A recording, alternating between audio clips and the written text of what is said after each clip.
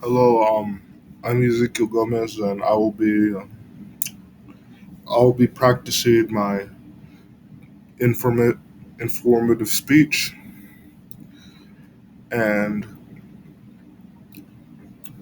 the first part will be practice, and my speech will be near the end. Okay, this here is my outline. My and this is my name. My name is Ezekiel Gomez. My political pro. The title of my outline is politics pros and cons. Here's the introduction and my experience, and I will first go over my experience with politics. My experience with politics is pretty much I I've been on both sides of I've been on both sides of the political scale: Republican, Democrat, fascist, socialism. So pretty much I know what I'm talking about. My experience with all of them is that they're all corrupt in some way. There's some faults in some way, and all politicians are corrupt, and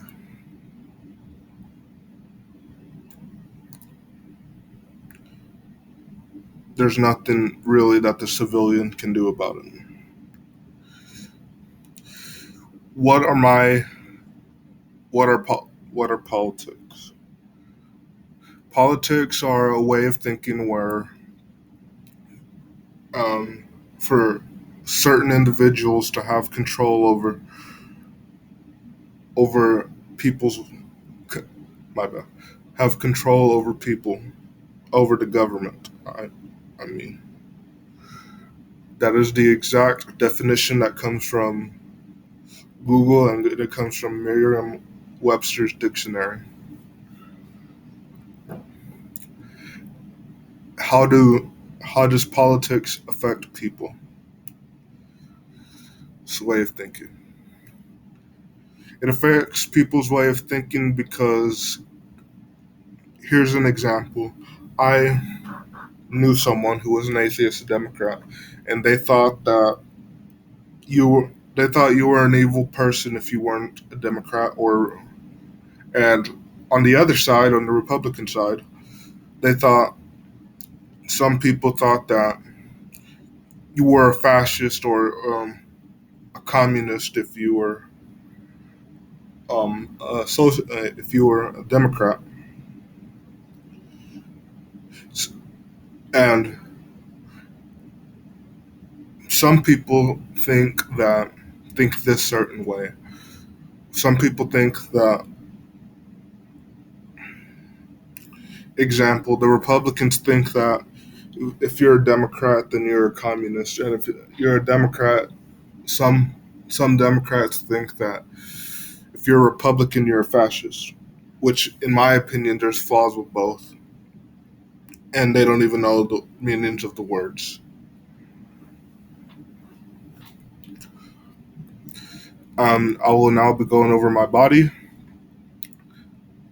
political flaws, corruption for one. During not during, but a year after Adolf Hitler took power, he had all his opposition shot in what is known as Night of the Long Knives, and also they didn't practice what they preach. They said everybody, the inferiors, um, were drug addicts when they themselves were doing drugs and heroin and methamphetamines. Socialism, um, Joseph Stalin and Vladimir Lenin. After losing an election in 1917, abolished elections and abolished democracy because he lost. And Joseph Stalin, he had all of his opposition shot in what is known as the Great Purge. What I mean by that is, if your neighbor accused you of having reaction thoughts, you could be shot for that. Democracy, there is democratic corruption. Example, um, the, about after Turkish independence, Ataturk suppressed the Kurds. I know I will get many death threats for saying this. And also, Chiang Kai shek in 1927, um, I believe he suppressed all, 1927 and 1949, he suppressed all leftist ideas or idealist. And monarchism, this goes back to like the 1300s, where um, the king had absolute power and nobody could tell him otherwise, him or she otherwise. And if you did, you would have your hand cut off or your head cut off.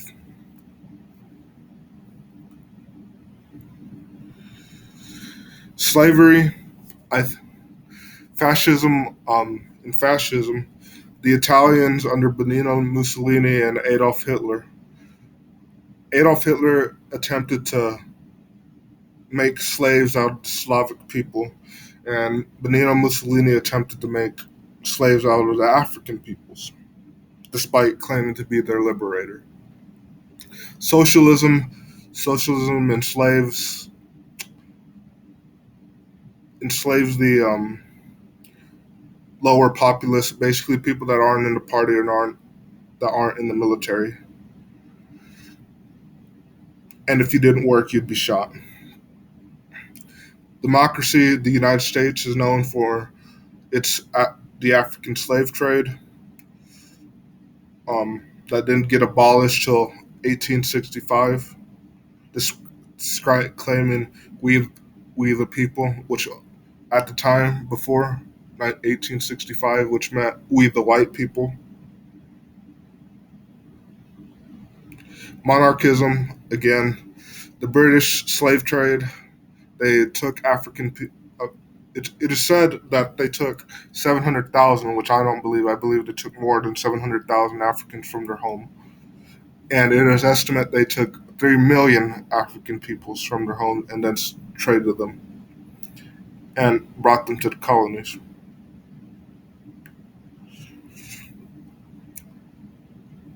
It causes division. In fascism, it was racial division. Basically, the Jews couldn't shop, or any non-white people couldn't eat anywhere where whites were. Germany specifically, and Italy specifically. Socialism, it causes division between the people and the party. What I mean by that is, if you're not in the party, then you won't succeed. Democracy, there's a division between the rich and the poor. Basically, if you weren't born rich or something, you would you would you'd be stuck that way, and you'd be angry, and there's nothing you can do about it. Which is wrong. What's wrong with democracy? Monarchism, same thing. A division between classes, the upper and the lower class, and it sets people up. It causes division. Scroll down here. Now I'll be going over the benefits of each political party. Now, don't mistake my words when I say some political parties have benefits. I'm not a fascist. I'm not a socialist. I do. I am very much not a political person. Stability. As much as I hate to admit it, that fascism had great stability. What I meant by that is, um, example, um, they believed that you were to work, and if you didn't work, then there was no use for you in society. Now, don't mistake my words, but I believe that everybody should work. Everybody should have a job if they can. Socialism, stability. Um,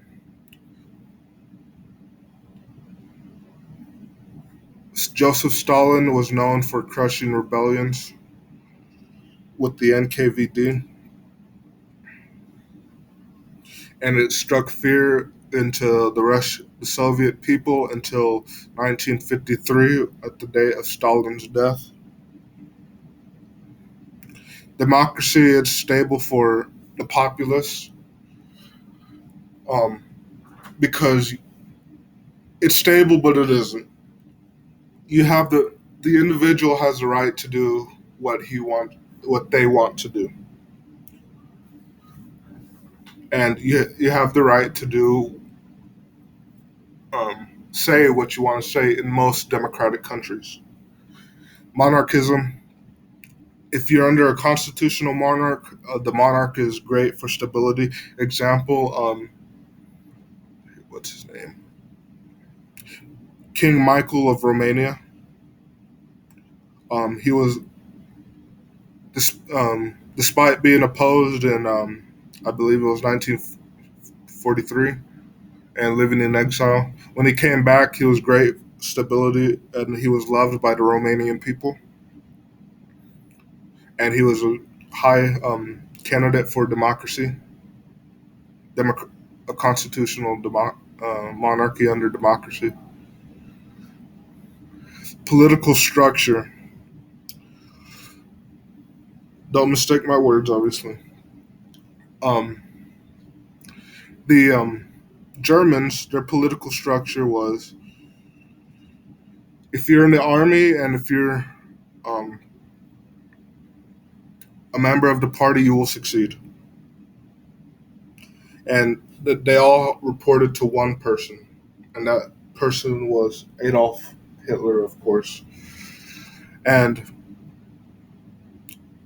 the way they structured it, it's basically similar to a pyramid scheme.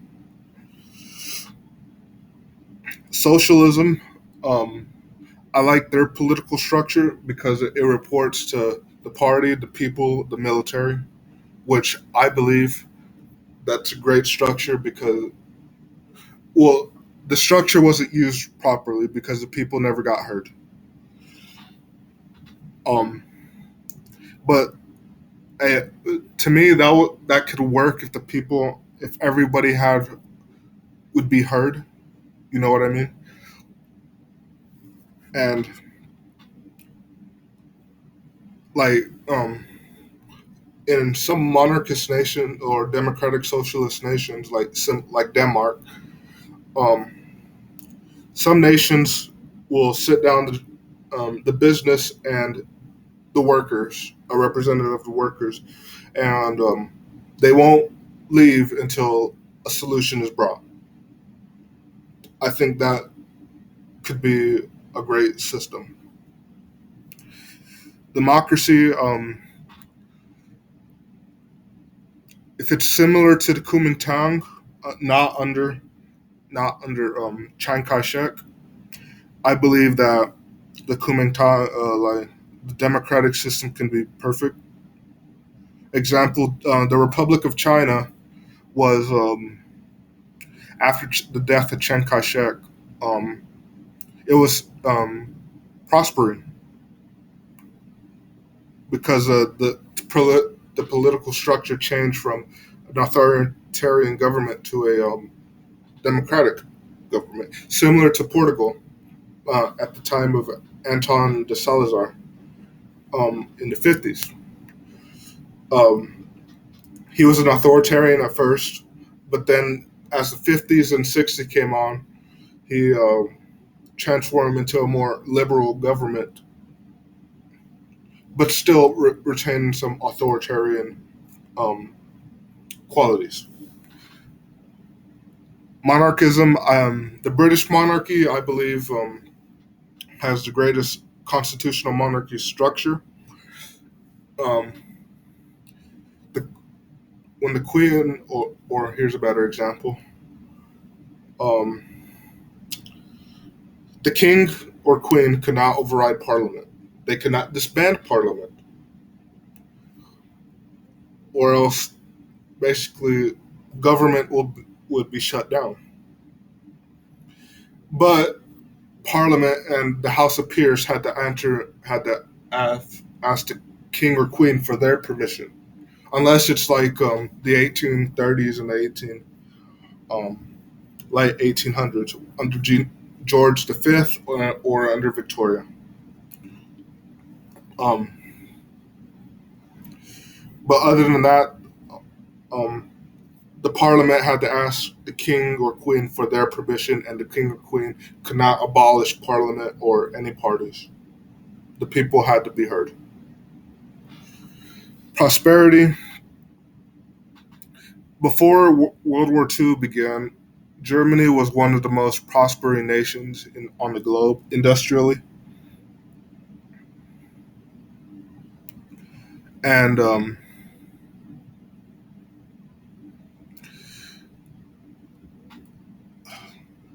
me see. Um, it was one of the most prosperous nations, and it was well traded. Example, I believe the Soviets and the Germans were trading for materials, similar to how the Hungarians and the Germans were trading for materials.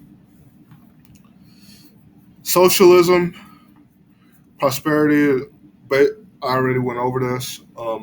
Basically, the only prosperity you only have is if you're a member of the party or in the military, unless you're a magician or an artist that the military likes you. Example, during the 40s, Joseph Stalin liked Russian a Russian compose artist, and so she prospered, but she told him to repent of his sins and or whatever.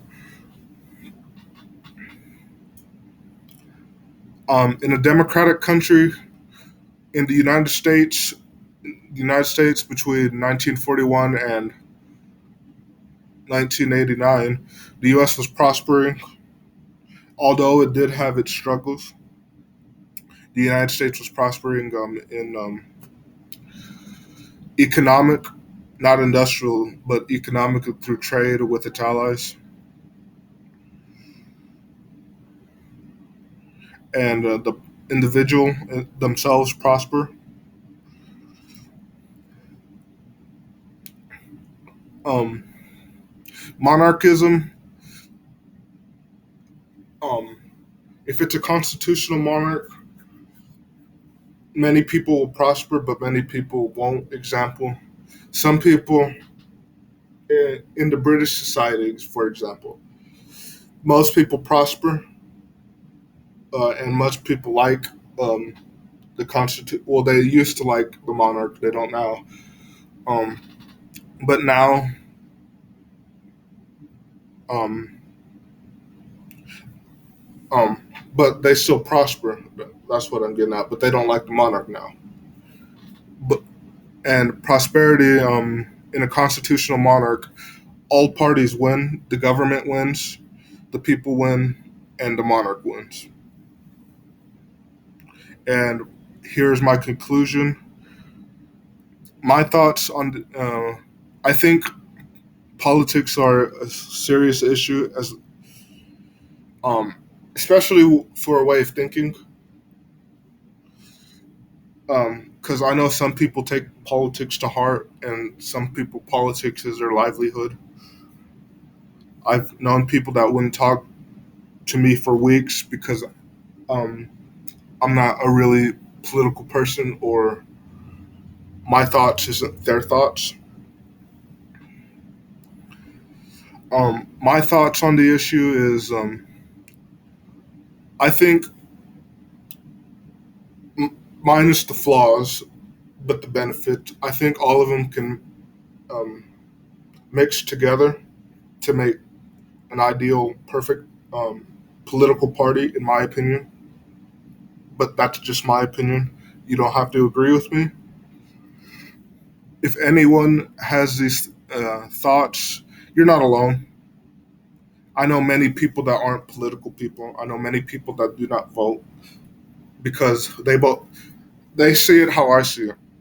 I see it as why would you vote for one cannibal high chief that waves red, um, if the other high chief um, bleeds bleeds blue?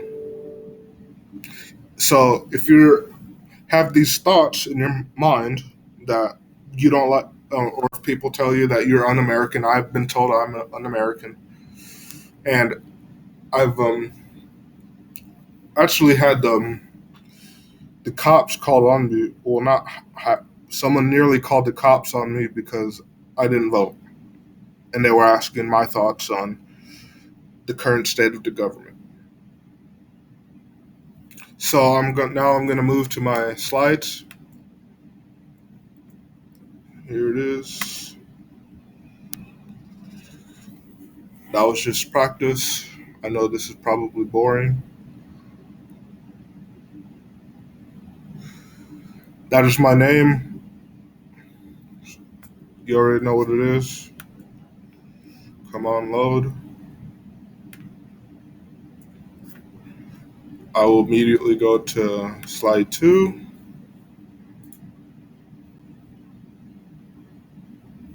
Come on. I'm sorry if this is short. I wrote this on my tablet and I am now filming on my laptop. My introduction to with politics is I was once part of the socialist left, and I was once part of the far right movement of America. Until one day I woke up and realized that um, both are wrong, even Democrat, Republican, and all of the parties have hypocrisy and racism in some shape or form. Example, um, during the 1860s, the Democrats wanted to keep slavery, and during the 1830s, the Republicans wanted to keep segregation. So that's you catch what I'm saying, and there's a definition of politics. Politics are the activities of governing the nation in a debate of people, parties, and hope of achieving power of the nation. There isn't much to say about that. In my personal opinion, in my personal opinion, politics affect the way of thinking. One time, I met I met a hardcore Democratic socialist, who was also an atheist, who believed who believed that basically the Democratic Party was correct in everything it's doing, even to this day. And and I said I'm not going to vote Democrat, and I was called an evil person for that. And basically, I was said that I was a fascist, that I wanted 9/11, etc. Go to the next slide there. This is where I got this photo from. And with this photo, I was basically going over that George Bush, basically going over the unwrongly invasion. Well, it wasn't unwrongly, but the reason was unwrongly. I get why invading Iraq for to get out because they were sheltering Al Qaeda, but you can't. To me, you cannot lie and say you were invading Iraq for weapons of mass destruction. To me, it is a sovereign nation's right to own weapons. Regardless, my point is, um, if the U.S. is concerned about um, weapons of mass destruction, shouldn't we not disable our nuclear devices? You catch what I'm saying? It's kind of hypocritical.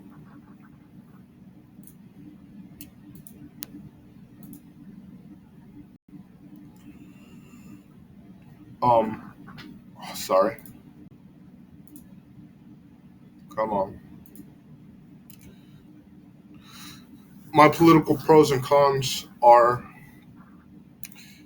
during the summer of 1934, Adolf Hitler eliminated all German opposition, which included the likes of the German Workers' Nationalist Party, Otto Strasser, I believe, or was it Gregor Strasser? Um, Basically, it was to eliminate any opposition that the old party may have had, because the old party of the Nazi Party was vaguely different, but it was the same in the same sense. If you catch what I'm saying. Also, the Reich's colonial bund, which was German Reich's um, plan to colonize Africa, but it never got past 1943. Um, they planned for most of the African tribes to have slave labor. Basically, they would um, at first they wanted um, African tribe leaders to pick people for labor, and then later they wanted to have the Aryan people pick African tribes people for labor, and they made sure that they were going to make sure that the Aryans got the best land and the Africans got the worst land.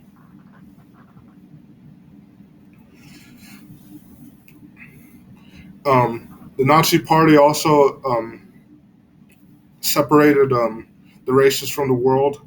Example: the Nordic people consists of Sweden, Denmark, the Nor- Sweden, Denmark, Norway, and not Finland. Um, the Aryans, which were considered the best, which is basically Germanic, which would be the Netherlands, half of Belgium, Germany, um, the UK, Ireland, and most parts of the U.S. And then there was the Mediterranean people, also which Hitler would call himself the Meds, which were the Italians, the French, Spanish, and I believe the Albanians and Greek, which were considered they weren't considered as low as the Jew. They were considered as lazy, pretty much. And then there were the Mongoloids, which were basically the Finns, the Hungarians, um, the Arabic peoples. Um, they would be equivalent to, in Hitler's words, the Negroid people, which basically they were cursed to society. That's basically what he considered them. Despite um, in 1941, Adolf Hitler met the I believe he met the King of Palestine in in an attempt to reorganize an Arabian state. And the lowest of the low, according to Hitler, was the Jews. He thought the Jews stole from the German people because they had a major, I believe they had 30% of the economy before Hitler took over. And basically, he believed that it was the Jews that caused Germany to surrender during World War One, and Hitler survived World War One, fought in World War One. Now I'll be going over um, um, socialism's cons. Now, during the spring of 1937, Joseph Stalin, along with I believe it was, I think his name was Nikolai Beria, under in the NKVD, persecuted and executed old Bolsheviks, which means anyone from 1917 to 1937, pretty much.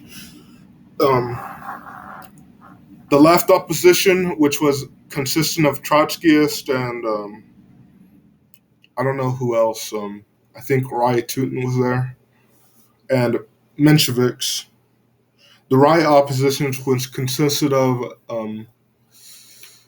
Rykov, I believe, Nikolai Bukharin, and who else was it? I forgot his name. Uh, Rice Student, I believe. Yeah, I believe it's Rice Student. Um, during during the 1938 through 45s, during the 5-year plan, many Russians were forced into labor, and I believe was it I think it was 19 no, I believe it was 1 million 1.3 million Russians died in forced labor because the Soviets believed that um, even if you were sick, if you could walk, you can work. And some people would walk to the work to the bone, where they would they would literally break their legs um, because they wouldn't get a break.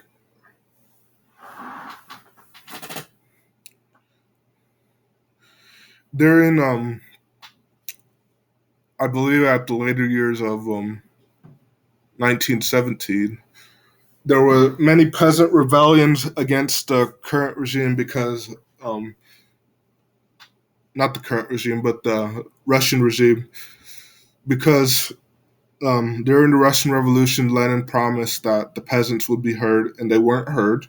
So many, and basically Nikolai Bukharin, he was loved by the peasant population, pretty much, and and that's also why he was assassinated because he was loved by the peasant population. So people, Stalin said, "Yeah, he's a threat. He has to go." Even democracy has corruption. I'm not going to mention about the Biden scandal. It's pretty well known. So I'm going to mention something in the past. In the 1930s, Governor Huey Long of Louisiana refused to relinquish power. Huey Long was also accused of voter fraud, political persecution, and it is also said that he used political intimidation of his opposition. And it is also said that by many, the America First Party, that FDR had Huey Long shot. The United States enslaved many African populations, and if we look technically, they enslaved many of Native American populations. by forcing them off their land, forcing them to give them resources, etc., making them live in poor living conditions. And slavery in the United States lasted for, I believe, 121 years. No, 321 years. No, 285, I think. I think. Slave masters, um, slave masters were hard to their slaves.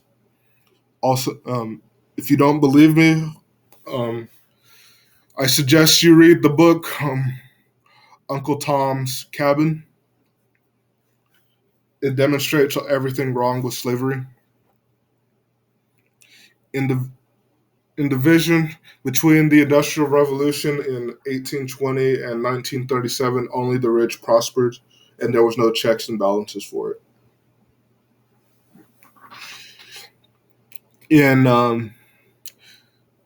in 1787, King Louis of France. This was, I believe, it was during the French Revolution, or it could have been before. The French Revolution is a very hard place to pinpoint because there was lots of things that happened. Um, French Louis, I believe the 16th, closed the French Assembly. The French Assembly was basically the democratic part of France to prevent them from meeting. So, in response, the French Assembly moved to another building. They basically said, okay, you're going to close this building, we'll just move to another building, which basically made King Louis the 16th of France look bad because it showed that he did not like the party. Between 1662 and 1807, the British Empire had over 17 million slaves and relocated them to Sierra Leone as a part of the Sierra Leone scheme. And most people that went to Sierra Leone were free men, but also, um, I believe,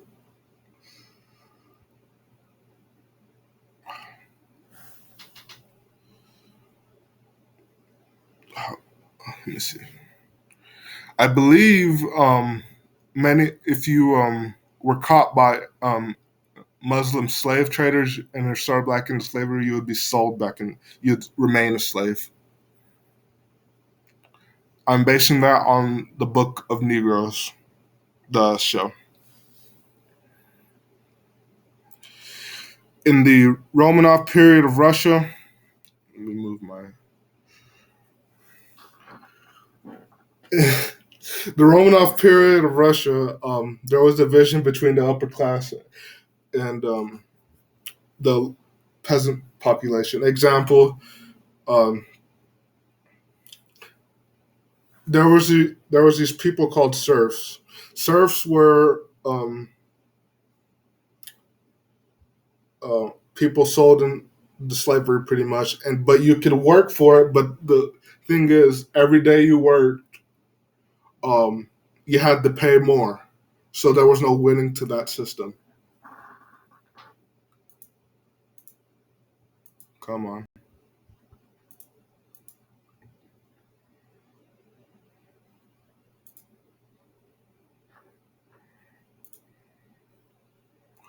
these are my photos of all the cons.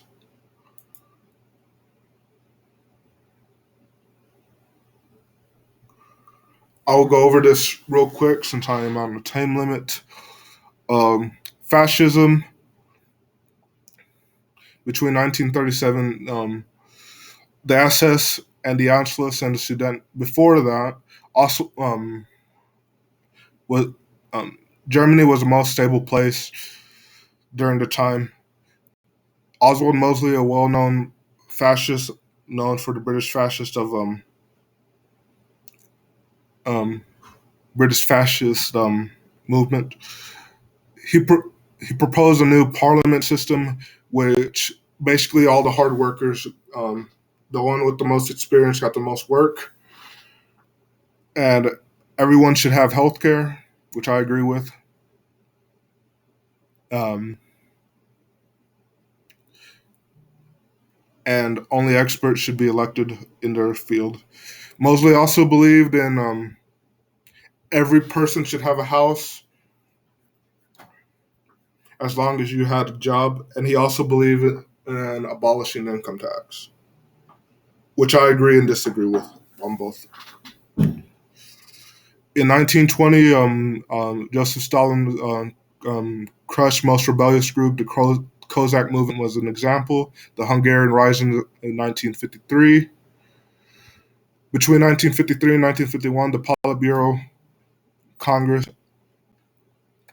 and the Supreme Soviet system and party, the people, and the military, which I agree with. I think the United States should adopt the system, except all the people. The people will actually be heard, unlike the Soviet Union. The military and the party only prospered. I can admit that in a communist nation, unless you're like China, open to some capitalistic ideals. During the Roaring Twenties, the United States was the most stable place and fun till the 1930s when the Great Depression happened. The British Parliament is an example of a great democratic structure. Everybody's voice can be heard, regardless of what political stance you are. The United States, in my opinion, has perfect checks and balances, except that the Congress need checks as well. And in democratic nations, there's a mutual chance of, of in democratic nations there's mutual prosperity. Basically, the political party, the politician prospers, and the people prosper, especially in a capitalist nation.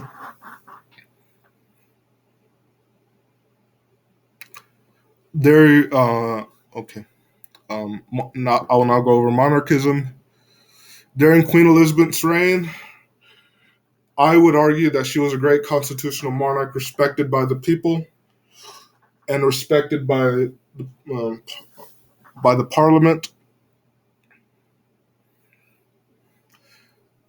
King Michael was a great monarch. Um, he was, I believe, example.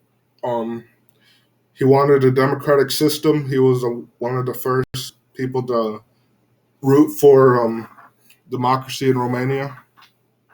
Besides, as a monarch, I mean, sometimes absolute monarchists are great for a political structure. After Franco died in 1975, the Spanish monarchy was an absolute monarch. It lasted for 4 or 7 years until I believe was it Javier the First restored power to the parliament.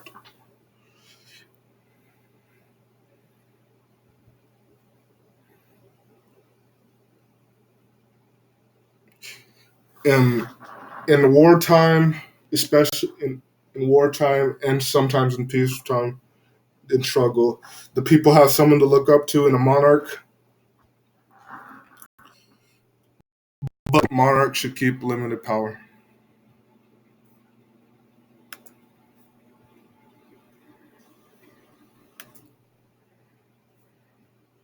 That's Oswald Mosley. That at that point he was, he wasn't part of the British fascist movement. He was an advocate for the EU. Checks and balances, obviously. The Politburo. I won't include any more pictures to avoid demonetization. In conclusion, in my irrelevant opinion, I think politics are a poison of the human mind and the human soul. For men, for many people, I see politics as it corrupts our minds, but that's my irrelevant opinion. How do I think politics can be fixed? Simple checks and balances, and everybody's voice should be heard, and non-biased justice system and military, and to keep reshuffling the government to avoid any sort of bias or any sort of favoritism. I think I think if anyone agrees with what I'm saying, you're not the only one. I know society looks down on people with my thoughts and considers people un-American and evil people, but you're not the only one that thinks this way. Just letting you know, since I know majority of people in the United States are Republican or Democrat, but there is the minority that do not vote. Catch what I'm saying?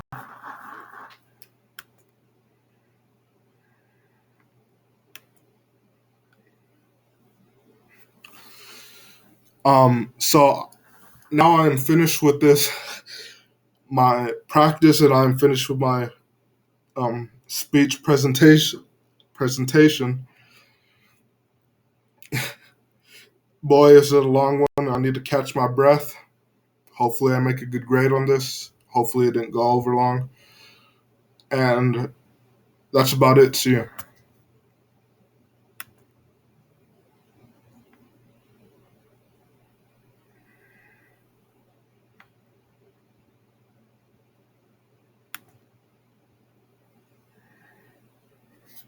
Come on.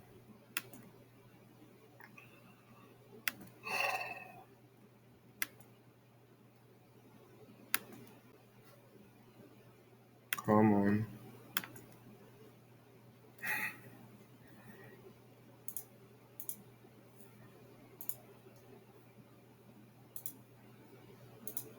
Come on.